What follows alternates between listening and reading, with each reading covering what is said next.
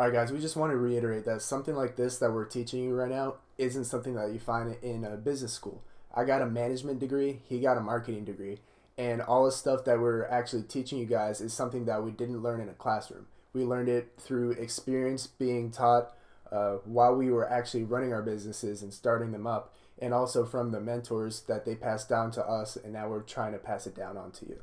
Right. So you can spend 4 years in university and not learn the things that really apply to your business. So we're going to try to pass on the golden nuggets that we learned in our businesses just to save you time and money. But also the things that we're going to be teaching, especially on the marketing side, I'm going to go into the current things that we're using for marketing, not things out of a textbook that are old and outdated and don't work anymore. These are the current things with social media, etc., all the other things in this course. And the last part of this is we didn't put any fluff in this course. So there's no BS, it gets straight to the point and only tells you what you need to know without any extra things, no wasting of time. So we hope you guys enjoy the course, and if you have any questions, let us know.